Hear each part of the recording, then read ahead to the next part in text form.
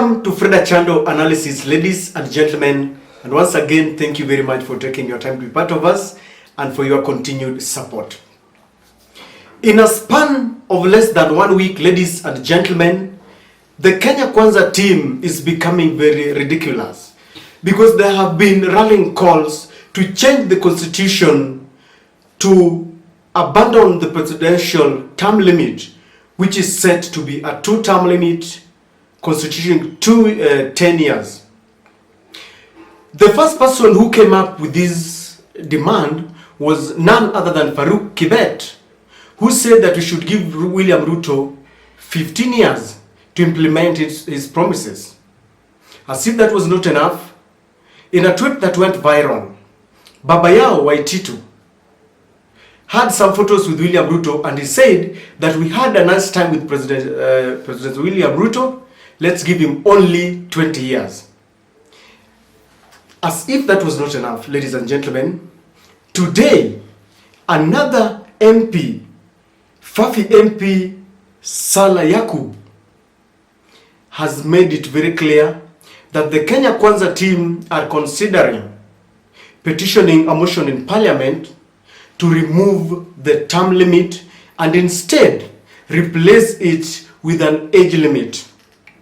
While speaking in one of the forums in his constituency, ladies and gentlemen, Salah Yakub said that the Kenya Kwanza team are considering setting a term limit to 75 years old. When people looked at the MP himself who was talking, his maiden speech in parliament after taking oath of office, he said that he comes from a place which is very dry. And Kenyans were wondering why this MP is not concentrating on matters that are pertinent to his constituents who elected him. And then the answer came very clearly. When you thought that this government has a priority of reducing the cost of unga or solving the problem that is bedeviling our KQ where all pilots have done their tools, that is not their priority. Their priority, ladies and gentlemen, is to change a term limit so that William Ruto can rule forever. And I was wondering why these sentiments are coming at this time. Because as they always say, politics does not just happen in a vacuum. Every action has got a purpose. Every word that is spoken, ladies and gentlemen, has got political intention. This is coming at a time when Raila Odinga is becoming a thorn in the flesh of this government and is putting Ruto to task to start implementing with immediate effect all the promises that he gave to Kenyans. In fact, just the other week, he threatened that if the Kenya Kwanza team is not going to deliver, then Raila said he would even rally his supporters to stop paying taxes.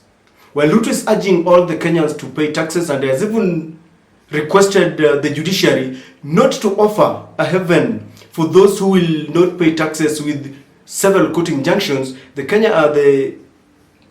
Raila team is telling them to prepare to suffer from those who will not pay taxes. And so can we pause for a moment and understand why the Kenya Kwanza team is obsessed with the term limit thing, ladies and gentlemen?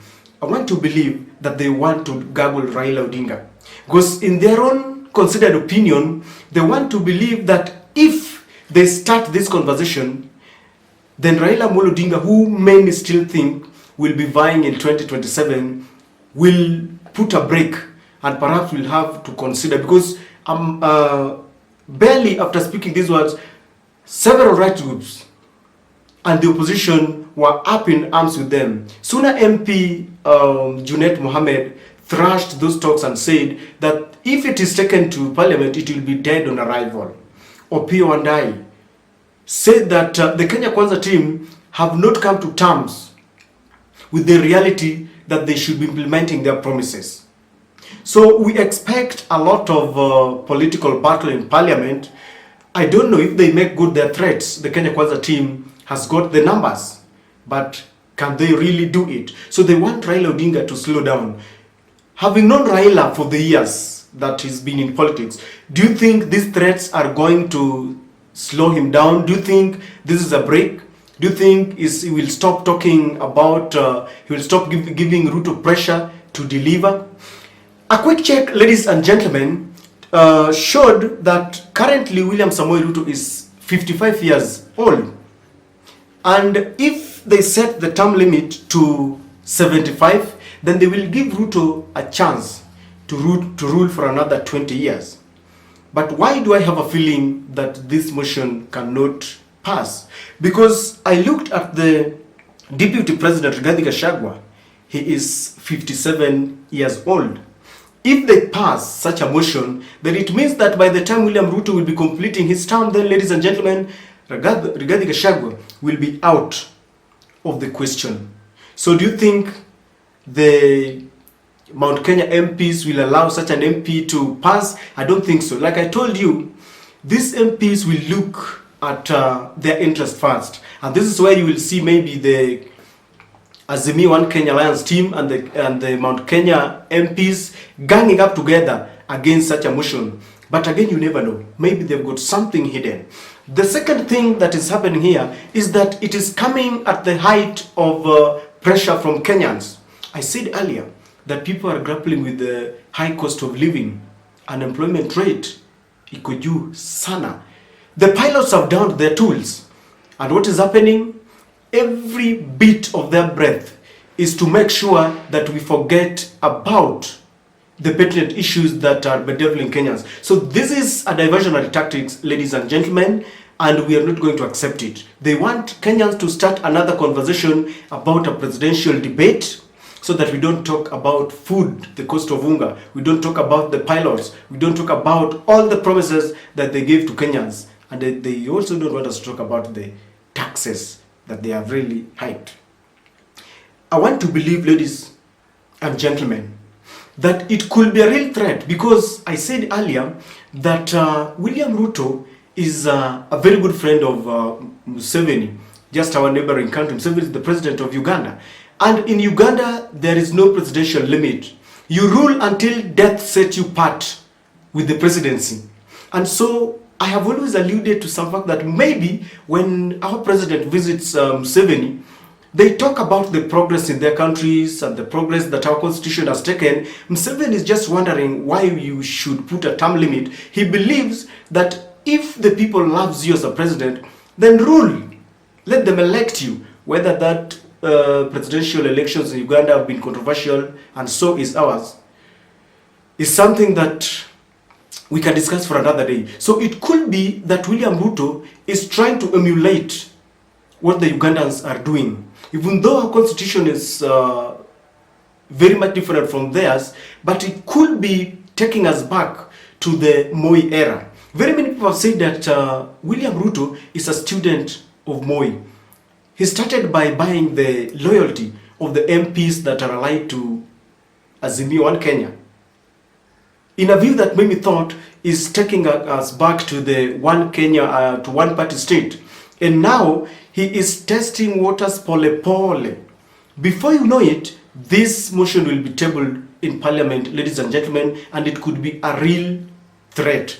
And if they so decide that they are going to change the constitution, they have the numbers, ladies and gentlemen, and they will pass it. And if it goes on to the referendum, the courts and the IEBC are in the pockets of the executive.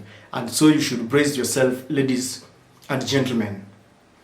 Yesterday I told you that those who surround the president could have some sinister motives even without explaining this to the president. And so it could be a clique of the kitchen cabinet, the deep state around the president, who just feel that now that we have it, it is our time to eat. And how do you eat? You only eat as long as the president is sitting on that seat. And so it could be that someone or some people somewhere just want to give William Ruto, the president, a food for thought, just to start thinking that maybe he should rule forever.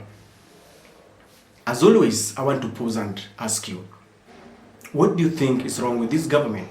Because I believe we have a lot that we are grappling with. They are barely 100 days into office, and instead of prioritizing what they want to do to Kenyans, to implement their promises, they are off the hook and they are out of touch with the reality of what is happening to Kenyans. And ladies and gentlemen, let us brace for tough times, because every day when you wake up, you will not be tired of the ridicule and the ridiculous things that this government is giving us. Until we meet in such a video, ladies and gentlemen, this is something that we'll wait and see and we'll be following very closely. And thanks for watching.